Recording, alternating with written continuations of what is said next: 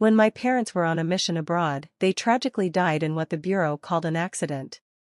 But rumors quickly spread, claims that they had been bribed by the culprit and had betrayed the organization. They were painted as traitors. Disgraced. Forgotten. I begged my fiancé, the police chief, to uncover the truth and clear their names. I trusted him. I believed he would fight for me, for justice. But instead of justice, he proposed to the woman he rescued during that same mission. A woman named Rachel. He married her in what the media called the wedding of the century. Crushed by betrayal and targeted by cyberbullying, I reached my breaking point. I climbed to the rooftop, determined to prove my innocence, and my parents, with my death. Just as I was about to jump, someone grabbed me from behind. Strong arms wrapped around me. It was Martin, my fiancé's older brother, a renowned forensic expert. He held me protectively in his arms, shielding me from the storm of the world's judgment. He resolved the public backlash for me. He comforted me when no one else dared. And he swore, on his name, on his honor, that he would uncover the truth and clear my parents' names. I was broken. Desperate. And so, when he proposed, I said yes. I entrusted him with everything. The case. My heart. My future. He promised to get justice. But 5 long years passed. And the case remained untouched. Then, one ordinary afternoon, as I stood outside Martin's study with a folder in hand, I overheard voices through the slightly ajar door.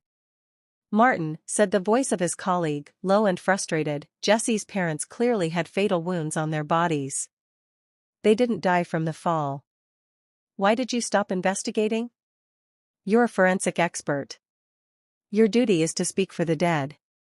How can you live with yourself after burying the truth for 5 years?" I froze. My heart thundered in my chest. "Rachel was the only one at the crime scene," the man continued. "Her fingerprints were found on the dagger. Why did you let your brother marry her? You knew she wasn't just a hostage." There was a pause. And then Martin's voice, calm, but cold. "Enough. I told you, Rachel is innocent. She took the knife to protect herself. She had nothing to do with Jesse's parents' deaths. I believe her." A chill ran down my spine. My knees nearly gave out beneath me. It wasn't an unsolved case. Not anymore. Martin, the man I had trusted more than anyone, knew the truth. He had known all along. And he chose to hide it. He chose her. This marriage, this life I had built with him, it was nothing more than a shelter built on lies. "You're insane," the colleague snapped. "It's one thing to save Rachel, but you let her live in your house, for 5 years, with Jessie, the daughter of the very people she's accused of murdering. You made her live under the same roof as her parents' killer. Day and night. Did you ever think about how cruel that is to her? If she ever finds out, you're finished." Martin's voice darkened. "Rachel is not the murderer. She was just a hostage. So what if she was at the crime scene? The case is closed. Don't bring it up again. I'll do anything, as long as Rachel is happy. As for Jessie, she'll never find out. Not with me around." I clutched my chest, unable to breathe. I had found out. And it felt like the world had just shattered beneath my feet. The man I thought saved me had been protecting the one who destroyed me. His colleague's voice cracked with fury. "You've lost your mind. You're the best forensic expert in the Bureau. You've solved countless cases. How could you fall for her lies? A hostage? What kind of hostage wears gold and diamonds while supposedly being held captive? Rachel wasn't a victim. She was part of it. And you know it. You've been blinded by love. You've forgotten who you are. You fell in love with a murderer, and it's going to cost you everything." There was a crash, a table flipped over. Martin's voice roared. "Enough. I said Rachel is innocent. I don't need you telling me how to do my job. If the truth comes out, then so be it. I'll go to jail in Rachel's place. But don't you dare speak about her like that again. The room went silent. And in that silence, something inside me died. I turned and fled, barefoot down the hall, pressing a trembling hand over my mouth to muffle my sobs. 5 years ago, my parents were sent abroad on a mission. They never came back. I was told they died in an accident. Mark, my then fiancé, said he didn't let me see their bodies because the shock would be too much. Then the rumors started. Bribery. Betrayal. Treason. People called them traitors. The online abuse was relentless. They said I was the daughter of criminals. Some said I must be just like them. Others told me to do the world a favor and disappear. And I almost did. I went to the rooftop, wearing the same jacket my mother had bought me for my graduation. I wanted to prove my family's innocence, with my death. But Martin stopped me. He pulled me back. Held me tightly. Told me my life still mattered. Told me he would make it right. I believed him. I loved him. I married him. And now? Now I was carrying his child. And I had just discovered that everything, was a lie. He said he was a forensic expert, someone who could prove my parents' innocence. I believed and saw him as my only salvation in a world full of darkness. Even after 5 years passed with no new leads in the case, I still believed he was doing his best. I even felt sorry for how much he had sacrificed. But in the end, it was all a lie. The love was fake. The affection was fake. Only the pain and lies were real. As tears brimmed in my eyes, Martin appeared before me, his eyes instantly reddening with worry. Why are you squatting on the ground? Are you feeling unwell? Let me take you to the hospital. I stopped his hand as he tried to help me up, staggered to my feet and barely managed to steady myself.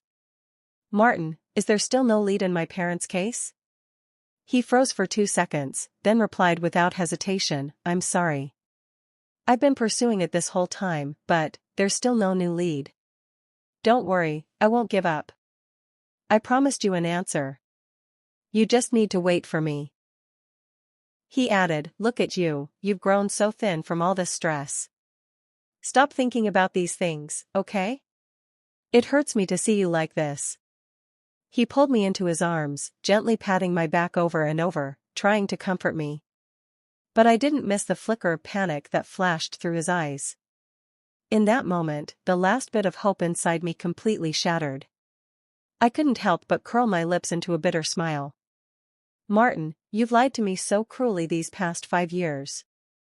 Just like always, I brought him a glass of warm milk to help him sleep. But this time I had added sleeping pills to it. Martin didn't suspect a thing. He drank it all in one gulp.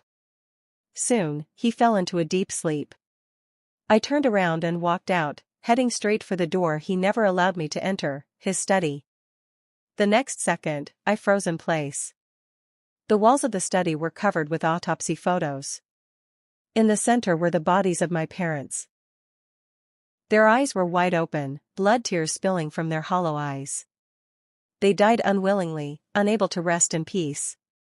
They had fallen from the 28th floor and their bodies were beyond recognition.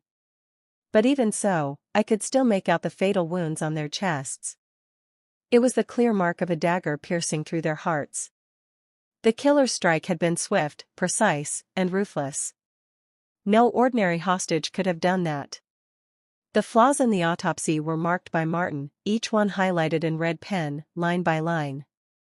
The case files were pinned to the wall, 10 full pages, all marked with Rachel's name. Her identity, her presence at the crime scene, the lone fingerprint on the dagger, everything pointed to her. The evidence was laid out plainly, undeniable. But on the paper, Martin had neatly written 2 bold characters, cold case. How laughable. I took photos of all the evidence on the wall, too afraid to look any longer. I turned and walked toward the direction of the safe. I had seen Rachel's hostage information 5 years ago. At the time, I had already grown suspicious, so I had written down her details. After inputting her birthday, the safe door immediately unlocked. What greeted my eyes was an album dedicated to Rachel. As I flipped through the pages, I finally understood. Rachel had known Martin and Mark for over 10 years. Thousands of photos documented their happy past. The three of them were always together, with Rachel always protected between the two brothers. Even her wedding photos were carefully kept in the album. But in those photos, there were three people. I gave a self-deprecating smile and didn't continue looking. I took out my phone and bought a flight ticket for 3 days later, to leave the country. I also applied to cancel all my domestic identification documents. This place, filled with lies and betrayal, no longer had a reason for me to stay. I didn't want to stay there for even a minute longer. I hadn't slept all night. Memories kept flashing through my mind. As dawn broke, Martin woke up as usual, preparing breakfast for me. His tone was a little puzzled. Last night, I didn't sleep well. I feel weak all over this morning, not sure why. I ate my sandwich and simply smiled at his words. Maybe you're just too tired from the case. Martin, about my parents' case, maybe we should just let it go. It's been 5 years already. I don't want you to keep exhausting yourself. Maybe it's time to give up. I saw the flicker of surprise in his eyes, and he visibly relaxed. But he still forced a comforting expression, trying to act like he cared. Jesse, don't worry. I will keep my promise and finish what I've started. I won't get tired of doing things for you.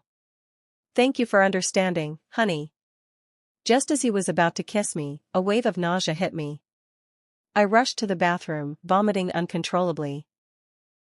As if sensing something, Martin hurried after me, his eyes filled with excitement. Jesse, are you pregnant? I froze for a moment. Martin was overjoyed, lifting me up and spinning around in place. Great, great. I'm going to be a father. We're going to have our own child. If your parents knew about this, they'd be so happy. It's been a while since we visited them. How about we go home in the next couple of days and share this good news with them? We should also let them know. I'll buy some gifts and come pick you up. Before I could say anything, he was already on his phone, selecting maternity and baby products to order. I keenly noticed that there were quite a few similar items in the cart. They were all placed at the bottom, looking like they'd been prepared for quite a while. With me expecting, it seemed like Martin had naturally gone ahead and placed the order. But he had bought everything in pairs. After paying, he finally remembered that I was still standing beside him. His expression darkened slightly. After a long pause, he reluctantly spoke. Going back home, we're bound to run into Rachel. It wouldn't be right to go empty-handed. How about I buy a small gift in your name to give her? Sweetheart, it's been 5 years. Rachel is also a victim. Please don't blame her for taking Mark away. We're so happy now, and it's time to let go of the past. I splashed some cold water on my face and responded casually. Okay, you're right. Rachel was just a hostage. 5 years have passed without any new leads, which is enough to prove her innocence. Let's do it your way, and I'll apologize to her. For the past 5 years, I'd been tormented by the cause of my parents' death. I could never bring myself to be kind to Rachel during the family dinners. For that reason, Martin often argued with his family. He even bought a new house outside to protect me. I once thought this was his way of showing love for me. Now, I understood that it was just to avoid embarrassing his beloved Rachel. He would stop at nothing to protect her. This 5-year-long deception needed to come to an end. The moment he left, I followed suit. I went straight to the law firm to print out a divorce agreement. While there, I also inquired about the case from 5 years ago. The lawyer said that the only evidence I had were photos, and it would be almost impossible to reopen the case. Plus, with the public opinion from back then, no one would believe the daughter of a traitor. I walked down the street, lost in thought. When I came to my senses, I realized I was already standing in front of Martin's workplace. As I entered, his colleagues excitedly gathered together, gossiping. Was that just now Martin's wife, the guy from the forensics department? She's so beautiful, though she looks a bit familiar. Oh, wasn't she the hostage in that international case 5 years ago? Now that you mention it, I remember too. Martin never used to go to crime scenes, but that time, he actually applied to go with the director, insisting on going with his brother. And when they got there, he immediately started asking about Rachel's whereabouts. Is she probably someone they knew? I mean, it must have been something serious if it scared both of the brothers so much. They were almost uncontrollable. I've never seen the detective and the forensic doctor lose their composure like that. They almost shot the suspect on the spot. Stop talking about it. Back then, someone pointed to Rachel as the murderer and the brothers nearly overturned the entire department. You shouldn't be discussing her. The nails dug deeply into the palm of my hand. I walked numbly to the office door, hearing familiar voices inside. How have you been these 5 years? You still don't understand your own brother, do you? He almost went so far as to try and pluck the stars from the sky for me. I only agreed to try for a baby and he dragged me into our room and kept me there for 3 days and nights. I almost couldn't get out of bed. Martin forced a wry smile, his voice full of bitterness. Yes, Mark has always liked you. I should have seen that. Martin, thank you. If you hadn't intentionally guided the public opinion back then, releasing the news of the Sword family's betrayal, I would have definitely ended up in prison by now. I just don't know if Jessie will think too much about it. She didn't notice, did she? If you two end up arguing because of me, I'd never be able to forgive myself. Martin waved his hand dismissively, his tone condescending. Don't worry about her. The reputation of 2 dead people isn't that important. As long as you're fine, everything I've done is worth it. My heart felt as if something was tightening around it. The pain was so intense that I couldn't breathe. I had thought Martin was just unwilling to uncover the truth about the case, that he only wanted to protect Rachel. But I never imagined that even the false accusations against my parents came from his own mouth. My parents had fought for justice their entire lives. Even in death, they had plunged into the fray to catch the killer. Why should they meet such an unjust end? Before I could come up with an answer, I heard from inside the office that Martin handed Rachel the gift. I heard you're pregnant too. Here's a little toy, just consider it a gift for the baby. The divorce agreement in my hand suddenly slipped to the floor. The sound of paper flipping caught both of their attention. Martin hurried out, his face ashen. Jessie? When did you arrive? Why didn't you tell me? I picked up the agreement from the ground and stood up. The emotions that had surged just moments ago had completely subsided. No, it's fine. I was just passing by and thought I'd stop by, I said, trying to keep my voice steady. I just arrived. You don't have to worry. Rachel was just stopping by to check on Mark. He happened to be out on a mission, so we just chatted for a bit. Rachel smiled and stood up to wave at me. Her expression was completely devoid of guilt. Jessie, what a coincidence. I didn't want to face her any longer, so I turned to leave. However, Martin followed me closely, matching my pace. Are you mad? He asked softly. Rachel is my sister-in-law. There's nothing between us. Please don't overreact, okay? She's pregnant too. I was just asking about pregnancy precautions, thinking of taking care of you better. His hand gripped my arm tightly, and I caught a glimpse of it from the corner of my eye. I suddenly laughed. In order to protect Rachel, he had already sent my whole family into the abyss. He had ruined my parents' reputation and destroyed my 5 years of youth. Now that Rachel was innocent, who was he pretending for? Didn't you say Rachel is just a hostage? So why should I overthink it? Why should I suspect? Are you hiding something from me?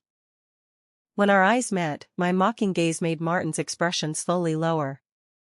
I didn't mean it like that, I just didn't want you to be angry.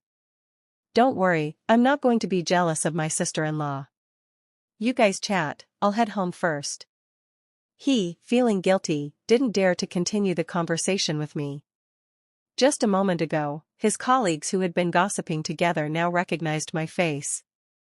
They pointed and whispered openly without any hesitation. So, this is the daughter of those two traitors from the Sword family? Does she still have the face to come to the police station? If it weren't for her parents betraying us, we wouldn't have lost so many colleagues. She sure has thick skin. The words of his colleagues echoed in my ears as I stumbled away, barely aware of how I got out of there. When I came to my senses, I was already sitting in the car, my palms marked with deep indentations from where I had gripped the steering wheel. Blood stained my skirt and the anger inside me surged uncontrollably. Back home, I couldn't contain myself any longer. I took everything he had given me over the past 5 years and set it on fire, watching it burn to the ground. The last flicker of the flame died out and just then, a message popped up on my phone. It was from Martin. Come downstairs, I'll pick you up for dinner. At his family's house, as Martin was busy parking downstairs, I went up first. As soon as I entered the door, a heavy ashtray was thrown at me. My mother-in-law greeted me with a mocking smile. Oh, isn't this our dear victim, Miss Ward? Not working on a case today? How come you have time to grace our humble abode? Aren't you afraid the place where the murderer lives will soil your feet? The relatives quickly joined in, their disdainful eyes scanning my face. Don't argue with your daughter-in-law, she's really good at solving cases. The police couldn't find the killer, but she was able to determine the culprit just by her instincts. You definitely don't want to get on her bad side. Your parents have been dead for 5 years and you still can't let it go. Every family gathering, all you do is bring up the 2 dead bodies, always causing bad luck. Just mentioning them once feels like it shortens your life by years. I trembled uncontrollably. The spot on my forehead where the ashtray had struck was now bleeding. I was about to speak when Rachel entered, carrying a bunch of gifts. The relatives instantly changed their faces, their attitude now dripping with flattery. They crowded around Rachel, showering her with praise. Occasionally, they couldn't resist throwing in a few more insults at me. Not wanting to stay any longer, I simply retreated upstairs and locked myself in the room. When Martin appeared, my mother-in-law immediately rushed to complain. Your wife is something else. She comes in without even greeting anyone, just goes straight to her room. Those who know might call me her mother-in-law, but others would think she's the queen of the house. Maybe I should just kneel and apologize to her. Rachel quickly smiled and linked arms with my mother-in-law. Mom, today's a good day. Don't be mad at my sister-in-law. She's feeling down, so don't blame her. She's upset, but it's not because of me. What does it have to do with my family? Who owes her anything? She walks in with that dead look on her face. She's drained all the luck from this house. Rachel quickly changed the subject, making the relatives burst into laughter. The earlier drama was swiftly forgotten and the sounds of laughter downstairs were so loud that they nearly shook the roof. Unable to tolerate any longer, I was about to head downstairs to leave when Rachel suddenly appeared and blocked my way. Jessie, long time no see. I hope all is well with you. The corner of the staircase hid us from everyone's view. Rachel dropped all pretense, her face turning cold and malicious. What's wrong? Don't recognize me? You haven't forgotten about the case from 5 years ago, have you? I became alert and cautiously spoke, of course I haven't forgotten. Aren't you a hostage? Rachel laughed so hard that she had tears in her eyes, like she'd just heard the funniest joke in the world. Hostage? Do you really believe that? It was just a play my dad put on to protect me. I didn't expect everyone to believe it. Speaking of which, the biggest contributor is your husband. Without the forged autopsy report he made, I really might not have gotten away. Fortunately, I took care of your parents before the police showed up. One clean stab, they died without much pain. What a pity though, they left behind a ticking time bomb like you. But don't worry, after today, you'll be able to reunite with them. Before I could react, Rachel pulled my hand and dragged me down the stairs. We tumbled continuously down the steps and in the end, we both fell into a pool of blood. Everyone's expressions changed instantly. Martin was the first to react and rushed forward. But he held Rachel in his arms. "Rachel, are you okay? How did you fall?" Rachel lay weakly in his arms, blood spilling from her mouth. "It was Jessie who pushed me. She said I had to pay for the murder case 5 years ago." "Martin, don't blame her. It was my fault. I shouldn't have come to the family dinner." A sharp pain came from beneath me, cold sweat breaking out on my forehead. "No, don't believe her. She's the real culprit." My mother-in-law's eyes turned red with rage. She rushed forward and kicked me hard in the stomach twice. "You bitch. Are you still trying to slander Rachel at this point? What the hell do you think you are? I say your parents deserve to die. Traitors like them dying was too good for them. Everyone knows what kind of people your parents were. No wonder their daughter is trash too. Rachel's pregnant and you still dared to lay hands on her. I must have been blind to let you marry into this family. Martin, don't bother with her. Take Rachel to the hospital first." Martin gave me a deep, long look. "Jessie, you've really disappointed me." Leaving those words behind, he walked out of the house with Rachel in his arms, without even looking back. The relatives all rushed after him. The room was left cold and empty, with only me lying in a pool of blood. With the last of my strength, I dialed the emergency number. But I still couldn't save the baby. After the surgery, I ignored the doctor's advice and insisted on being discharged. I took a taxi to the airport. On the way, Martin sent a message, every word laced with pathetic humility. "Jessie, I promised you I would find out who the real culprit was, but you shouldn't have laid hands on Rachel. She's a victim too. She's innocent. I've already apologized to her on your behalf. She said she won't hold it against you. Please don't be mad anymore. Once everything's settled, I'll take you on a trip to unwind, okay? Didn't you say you always wanted to see the sea? I've already booked the tickets. Let's take it as a gift to our child." So, he still remembered our child. I didn't reply. I simply blocked all his contact. Then I scheduled the divorce agreement to be sent to his email. The photographed case file and the evidence I had kept was also reported to the provincial authorities under my real name. After everything was done, the boarding announcement echoed through the airport. I snapped the SIM card in half and tossed it into the trash. Without a backward glance, I walked away. At that very moment, in the hospital, Rachel had just opened her eyes after escaping danger. Martin stared at his phone, still with no reply from me. A growing unease kept settling in his chest. He thought this trip was something Jessie had been looking forward to for 5 years. With a little getaway, she'd let go of the past afterward. She wouldn't cause any more trouble for Rachel. But just as he submitted his leave request, a colleague called with panic in his voice. "Martin, you need to get to the station right away. Someone reported the Sword family case from 5 years ago and everyone's looking for you. Your wife's in trouble." Martin was sitting right by the hospital bed. The voice from the phone was loud and clear that Rachel heard every word. Before he could even react, Rachel had already started playing the victim. "Is Jessie in trouble? Could it be because of me? Martin, you should go find her. I'm okay now. You two have already argued so many times because of me. If she's bringing that case to the station this time, it's bound to affect you. I'm sorry, this is all my fault. If only I hadn't gone to the family dinner, maybe she wouldn't have remembered what happened 5 years ago." Martin's face turned deathly pale. Not wanting Rachel to know what was happening at the station, he hurriedly ended the call. But his first instinct was still to defend me.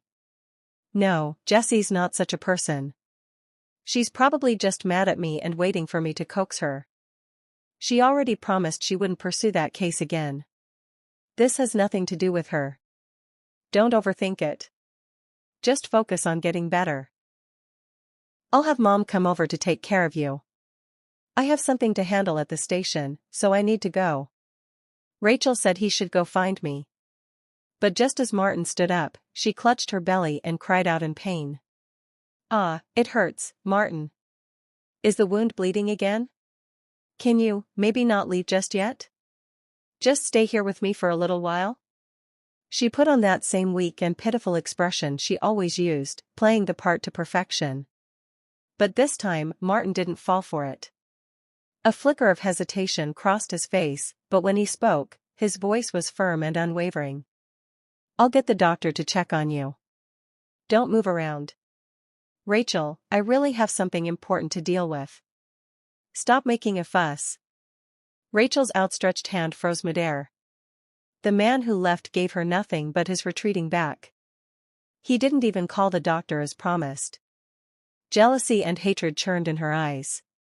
But soon, her expression calmed. She knew that once I learned the truth, I wouldn't stay. Even if I were still alive, I would have no face to return to my husband's family. With this falling down the stairs incident, even if I tried to explain myself, she believed no one would take my side. In Rachel's eyes, I had always been the loser from the very start. It was the same 5 years ago. And 5 years later, nothing had changed. To Martin and Mark, the one they held dearest could only be her. No one was allowed to compete with her. Martin left the hospital and quickly got into his car, heading toward the police bureau. On the way, messages in the work group kept coming in like a storm.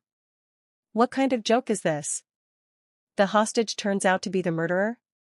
That's insane. Weren't those two from the Sword family examined personally by Martin? The conclusion was already determined. It was an accidental fall. And now it's being called murder? A clean stab to the heart? Are they seriously accusing Martin of falsifying the autopsy report? Has he lost his mind? Then those traitor rumors from back then were fake too? The two from the Sword family helped us so much with the investigation. Did we seriously misjudge them? Martin glanced at his phone and his thoughts completely unraveled. He couldn't understand what had happened in just a single day. He had locked the case files from that old crime, every last one of them, inside his study, hidden away as if the truth could be silenced forever. What unsettled him even more was that I still hadn't replied to any of his messages. At that moment, his mind turned to me and the child I had been carrying. With deep regret, he slammed a fist into the steering wheel. Damn it. How could he have forgotten? I had been pregnant too, and I had also fallen down the stairs. But in the heat of the moment, just because I was accused of pushing Rachel, he had forgotten about his own wife and our child. A flood of doubts engulfed him. Martin rushed to the police station in a panic. He had barely reached the entrance when a colleague pulled him aside. What the hell is going on with you? The Sword family murder case has been dug up again. It was Miss Sword who filed a real name report. The provincial office has sent in a special investigation team. I told you that no secret stays buried forever. There are always traces of what you've done. And you still insisted on having Jessie live under the same roof as Rachel? Are you out of your mind? Now the whole station is cursing your name. Just this one case and everything you've worked for over the past few years might go down the drain. Whether you can even keep your job is still up in the air. Since Miss Sword filed the report herself, you'd better contact her right away. As long as she admits the evidence is fake, maybe you can still turn public opinion around. His colleague grew increasingly anxious. Martin stood frozen in place, unable to snap out of the shock. His colleague quickly pulled out his phone, showing Martin the call records from his attempts to contact me. Dozens of calls had gone unanswered.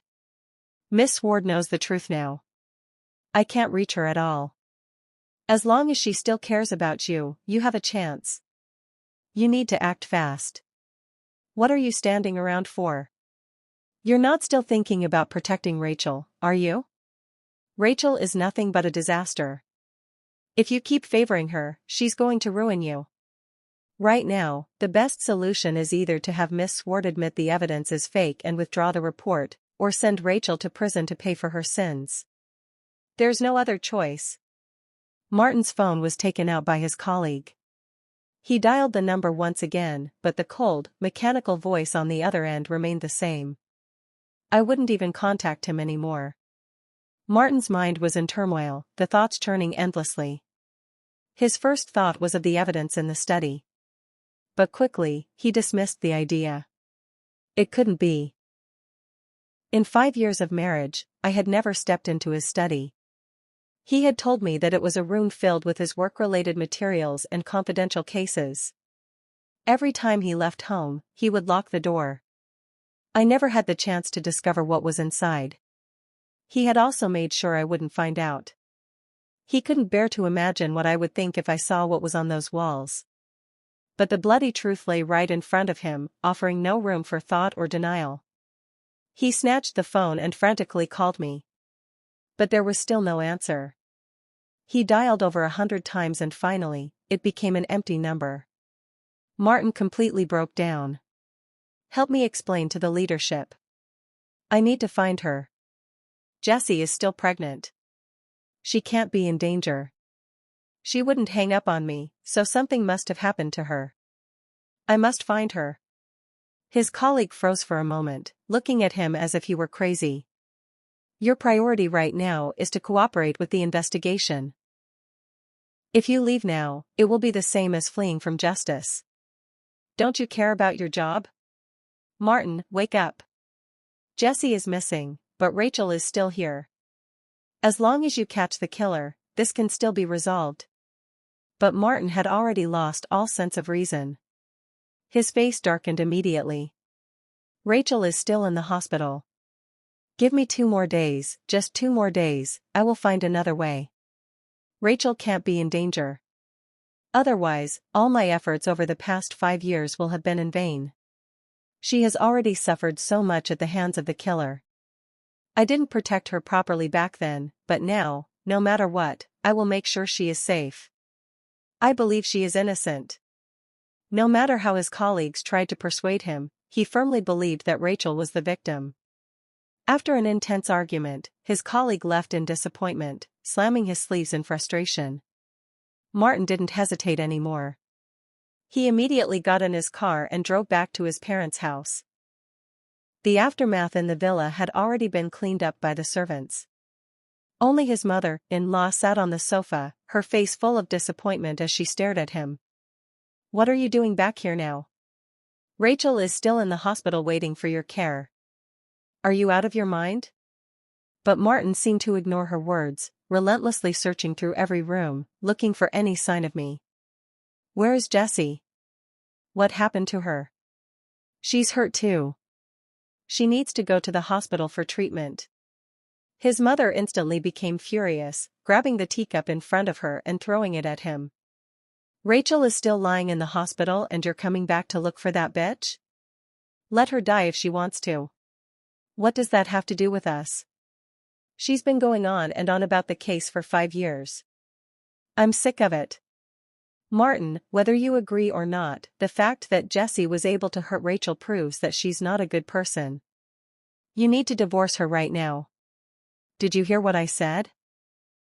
His mother was so angry that she couldn't hold back her words. However, Martin was even more furious.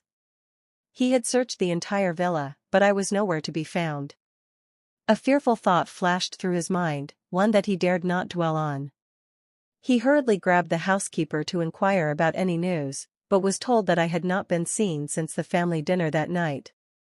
All the servants were absent during the dinner, so no one knew my whereabouts. Everything from the room where I used to live had been taken away. Even our wedding photo had been torn into pieces. My ruthlessness completely crushed him. At this moment, he had to admit the blood-stained truth: the things in the study had been seen by me. The secret he had hidden for 5 years had ultimately been uncovered. He recalled that night, the warm milk, the hurried departure, and the study door that, for once, had not been locked. The moment he heard the news, it felt as if he had fallen into an icy abyss. A chill seeped through every inch of his body. Martin almost collapsed, sitting helplessly on the floor. His fists weakly pounded on his legs. He couldn't understand. Why had things turned out like this? Clearly, I had agreed that I would no longer investigate. Clearly, he had promised himself to live the rest of his life with me. The plane ticket for their vacation even still sat in his phone. But now, everything had changed. He thought he had protected Rachel.